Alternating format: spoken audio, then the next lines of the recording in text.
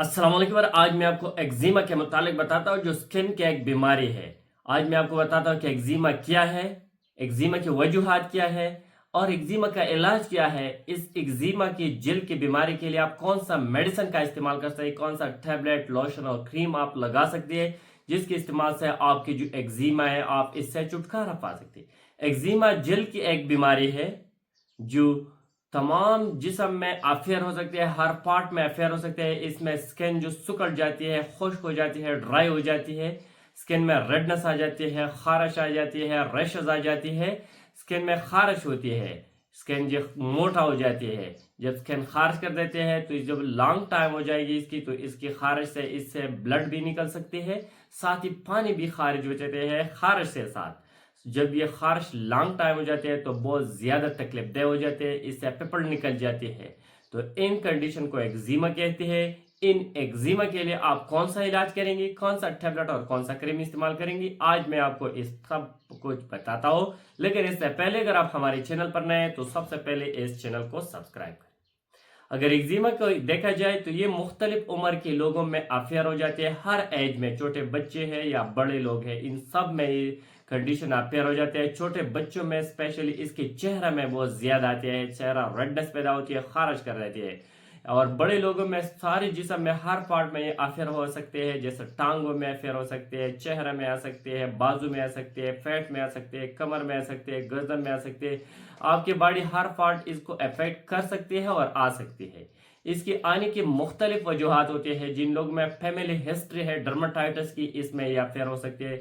और लोग जो नमी में काम कर रहे थे, इस इलाकों में काम कर रहे थे, इसमें नमी ज्यादा है, इनमें भी ज्यादा होता है। डस्ट एरिया में जो लोग काम कर रहे थे या डस्ट बहुत ज्यादा है, इनमें भी आती है। अमेनो डिजीज की जो लोग शिकार है, जो क़ुव्वत मुदाफ़ियत अमेनो डिजीज, जो लोग अमेनो डिजीज में इसके शिकार है, इसमें भी आ सकते हैं। फंगल इन्फेक्शन हो या ब्लड में कोई इन्फेक्शन है तो ये मसला आ सकते हैं। इसके अलावा और बहुत ज्यादा रीजन हो सकती है। साथ ही जब ये अफेयर हो जाती है तो इसकी मुख्तलिफ वो जो अकसाम होती है इस डर्माटाइटिस की, टॉपिकल डर्माटाइटिस होती है, स्टेटिक डर्माटाइटिस होती है, इसके अलावा और बहुत से अकसाम होती है। लेकिन इन सारे अकसाम की इलाज तकरीबन एक जैसे होती है, सबकी इलाज एक जैसी करना होगा। जब आपको डर्माटाइटिस हो तो इसके लिए आप कौन सा मेडिसिन और क्रीम का इस्तेमाल करना होगा, तो आज मैं आपको ये बताता हूँ। जब डर्माटाइटिस हो तो डर्माटाइटिस में खारिश बहुत ज्यादा होती है, इस एक्जिमा में खारिश बहुत ज्यादा होते हैं। तो इस खारिश को कम करने के लिए आप एंटीहिस्टामिनिक मेडिसिन का इस्तेमाल करना होगा, जिसमें लेवसिट्राजिन आती है, सेट्राजिन आती है, हाइड्रोक्साजिन आती है। इसको एक ही टेबलेट इस्तेमाल करना होगा। जब इसमें सुर्खी है, सोजन है, तो इसको कम करने के लिए स्टेरॉयडल मेडिसिन का इस्तेमाल करना होगा, जिसका डेक्सामेथासोन है या फ्रेडनिसिलॉन है। साथ ही एंटी फंगल मेडिसिन के लिए आप फ्लोकेनाजोल कैप्सूल का इस्तेमाल करना होगा। एंटीबायोटिक में आप इसके लिए एजिथ्रोमाइसिन का इस्तेमाल करना होगा। और टॉपिकली जो क्रीम आती है इसमें स्टेरॉइड, एंटीबायोटिक और एंटी फंगल तीनों फार्मूले एक ही मेडिसिन में आती है। तो इसको आप टॉपिकली इसको इस्तेमाल करना होगा। इसकी डोज को देखा जाए कि किस तरीका से इस्तेमाल करना होगा, तरीका इस्तेमाल और डोज क्या है। तो जो एंटीहिस्टामिनिक मेडिसिन है, सिट्राजिन, लेवसिट्राजिन, हाइड्रोक्साजिन, इसको एक ही टेबलेट इस्तेमाल करना होगा रात सोते वक्त, जिसके इस्तेमाल से आपकी जो खारिश है वो कम हो सकती है। साथ ही जो स्टेरॉयडल मेडिसिन है जो सोजन और रेडनेस को कम करने के लिए इस्तेमाल, जैसे डेक्सामेथासोन या फ्रेडनिसोलोन है, इसको बेड इस्तेमाल करना होगा, एक टेबलेट सुबह, एक टेबलेट शाम।